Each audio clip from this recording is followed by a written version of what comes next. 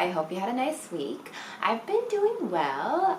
The show that I'm in just opened last week, and yeah, that's been pretty fun. But I've also been getting a lot of auditions lately for both film and theater. Yay! So yeah, I thought today might be a good day for me to talk about self-taping for auditions. There are in-person auditions happening right now. I was just in one yesterday, but today I want to focus mainly on self-taping because the majority of the times I'm sending in self-tapes. But I will talk about in-person auditions. I do go in as a reader a lot, so I will get to it, but in some other video. For those of you who've never done auditions, especially self-tapes, this one is for you. Today I'm going to cover the most basic thing you need to know, which is self-tape setup. I'm going to show you what gear I use, the lighting that I use, audio, what kind of framing I do, what backdrop I use, etc., etc. But I do want to point out that the most important thing about self-taping is not actually a setup. I do think that it's about you and the acting, but having a good setup does help you look nice. And because self-taping is the norm and now they are accepting so many more people to submit, I do think that having a good setup helps with elevating your self-tape a little bit more. So, without further ado, let's get to it. So for my backdrop, I use this backdrop from Fovitec. For lighting, I'm using this brand from Neewar. I got all of these from Amazon actually. There's like a stand that I got with it. Yeah, this is what my typical self-tape setup is gonna look like. So I have the backdrop and I have my lighting, and for my camera, instead of using the camera that I'm using right now for my vlogs, I'm just using an iPhone. As you can see, the light is right behind my iPhone.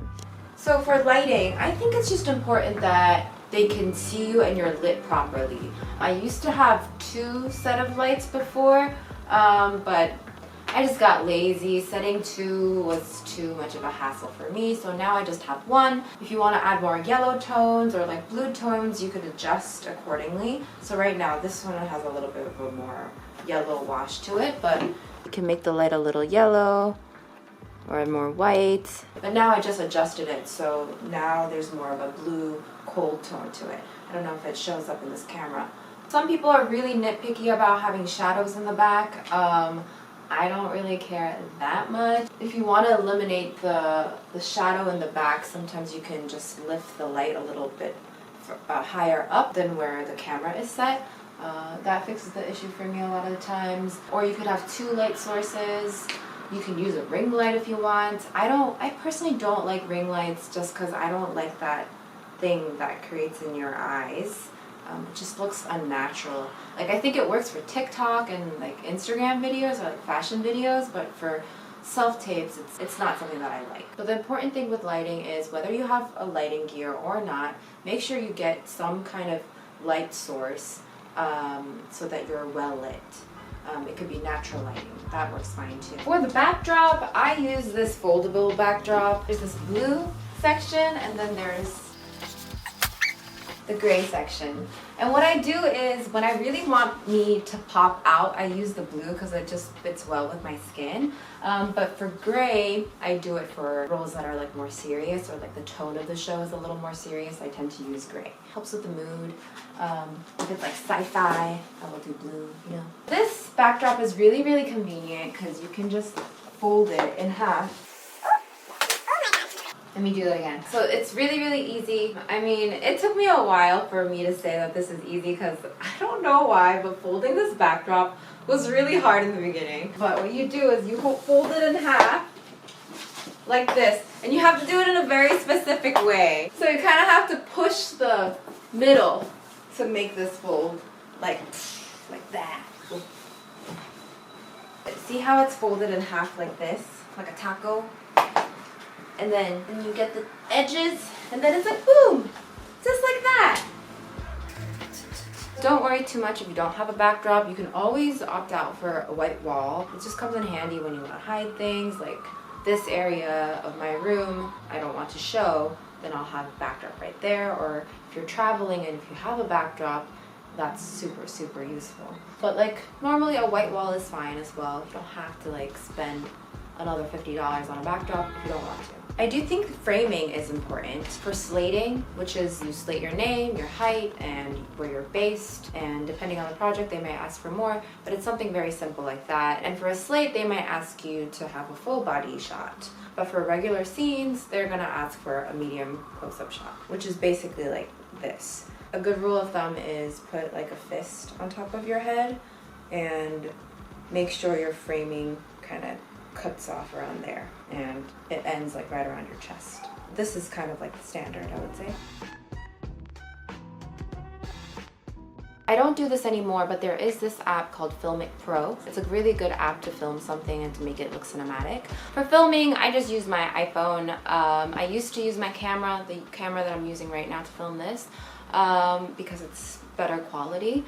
Or higher quality. But like I said before, for me efficiency is key. It's easier to transfer videos to my laptop with my iPhone than using my camera. And the reason why efficiency has become so important for me as an actor is because they don't give you enough time to prep or film to send this self-tape in. If I get lucky, they will give me 2 to 3 days. I've had self-tapes where I need to turn it in the day of. I didn't really have the luxury of time for getting these self-tapes done a lot of the times. That's why I kind of ended up choosing efficiency over having the perfect setup. I do edit my videos, not on my phone, but on my laptop, just because I can see it in a wider screen. I don't really know what the producers or the casting directors are seeing, whether they're seeing it on their phone or on their laptops or in a huge screen. I don't know, so I just use my laptop, which is like a happy middle ground. I used to use Premiere Pro CC, but now I use iMovie because it's simpler, it's more quick.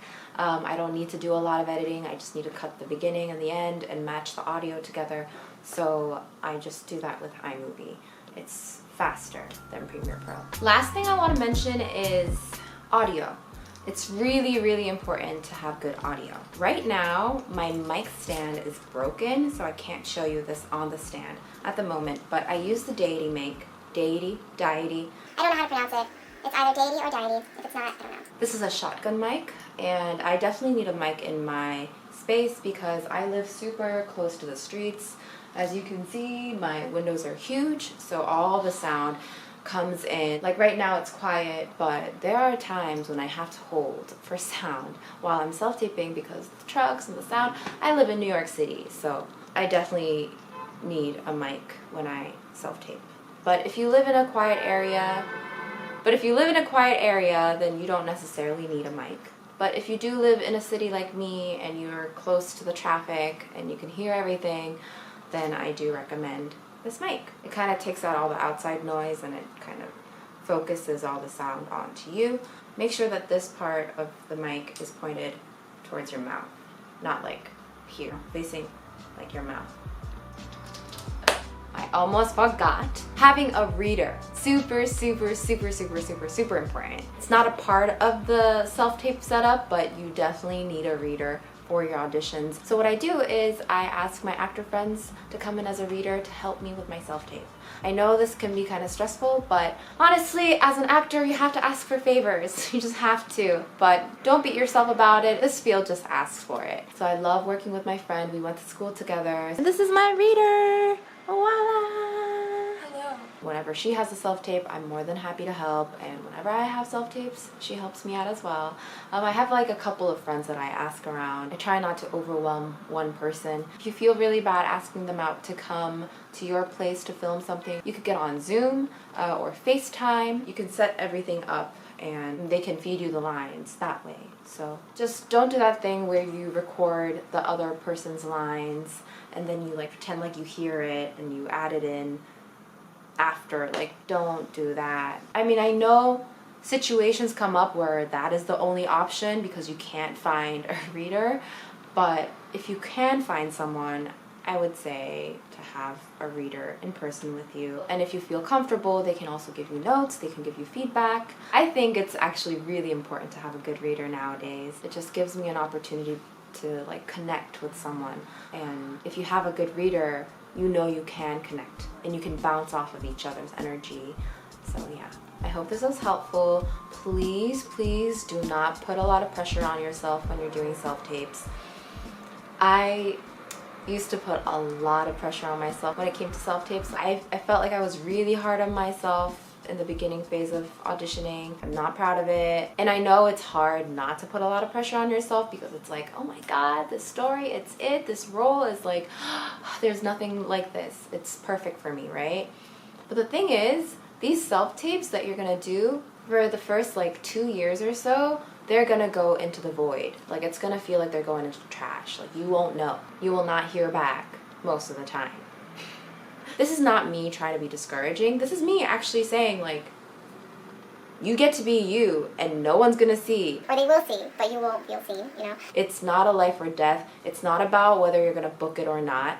Try to have fun. Try to have moments where you can truly connect and just see where it goes.